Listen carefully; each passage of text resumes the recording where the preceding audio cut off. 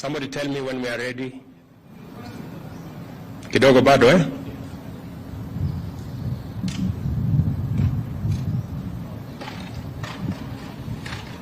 Mumenichelewesha sana. This statement I was supposed to make at 4:30.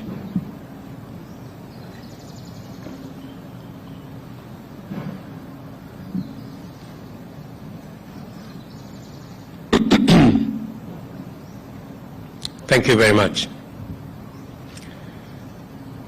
Dear Kenyans, in the last 2 weeks, our country has experienced grave acts of lawlessness, widespread violence, looting, and invasion of private property by persons taking advantage of political demonstrations called by the opposition. During this period, lives have been lost, people injured, property looted or destroyed. The economy has suffered and our image as a nation dented. Our security agencies have endeavored to do everything within the law to protect the lives and property of all citizens. Nevertheless, the violence, chaos, and disorder continues to distract our national focus of economic transformation. 3 Kenyans, among them a police officer, have lost their lives in the protest. More than 400 Kenyans, including at least 60 security officers, have been injured. A police vehicle was burnt to ashes somewhere in Kawangware, while another was hijacked and commandeered by unruly protesters somewhere in Migori. 2 houses of worship were burned down in Kibra. Kiosks, supermarkets, and a mortuary were looted. Fellow Kenyans, our country's image and history in the League of Modern Nations has been at stake in the last 2 weeks. The country's economy has been hit hard at a time when my administration is doing everything possible to salvage the economy from the deep hole where we found it. My administration has instituted solid measures and policies to attract investors and through their investment create opportunities for millions of our young people to realize their potential, amongst many of the other issues that we are doing as government. We cannot, ladies and gentlemen, we cannot allow these efforts to be derailed by acts of violence, chaos, and anarchy. We all have an obligation to respect the Constitution of Kenya. This also includes the respect of institutions established and created by the Constitution. Our country's electoral system and process is anchored on the principles of our Constitution. The Independent Electoral and Boundaries Commission conducted a free, fair, and transparent general election on the 9th of August 2022, a poll that was observed by different organizations, both local and international. The Commission declared the results for all 6 elections conducted, and any contestants who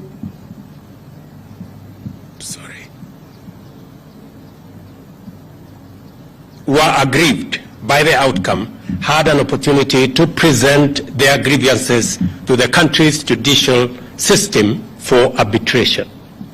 The Supreme Court of Kenya had and determined with finality the 2022 presidential election dispute and ruled on the petitions that were filed by the aggrieved contestants and their supporters.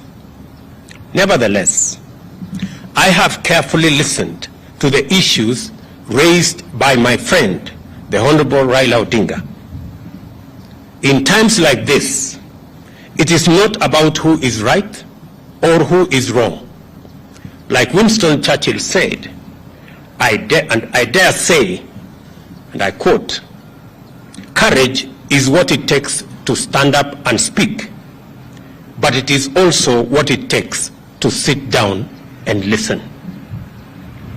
I have always been ready to engage Kenyans of all walks of life, including elected and appointed leaders from across the political divide and the religious fraternity on how to make our country better and prosperous.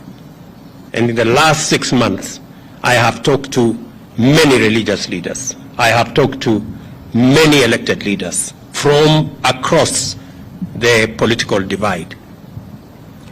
My door still remains open for honest, objective, and sincere deliberations based on the rule of law and the Constitution. On the reconstitution of the future Electoral Commission, the selection panel that currently is in office is a creation of the law that was passed by the two chambers of Parliament in response to a court decision. The court clearly stated that one institution, and in this case, Parliament, cannot dominate the process of establishing an electoral commission at the expense of other institutions that have a role to play in the country's electoral process. However, considering the matters raised by our friends in the opposition, I suggest a bipartisan engagement in Parliament on the reconstitution of the IEBC panel within the parameters of the law and the Constitution. In any case, as a Democrat and guided by the Constitution, I, on the 9th of December 2022, sent a memorandum to the Speakers of the National Assembly and Senate requesting the purposive intervention on implementation of the 2/3 gender rule, entrenchment in the Constitution of the Constituency Development Fund, Senate oversight and national gender affirmative action funds, establishment of the position of the Leader of Opposition, and the improvement of parliamentary oversight of the executive. And for the record, Parliament has already approved the parliamentary oversight of the executive, and shortly, cabinet secretaries will be appearing before the House to answer questions. The other items are still in Parliament. The IEBC selection panel and the future process of recruitment of its commissioners could as well be part of a conversation leading to constitutionally and legally binding proposals through a bipartisan parliamentary process. In other words, I am suggesting that the issues that have been raised by our friends on the matter of IEBC,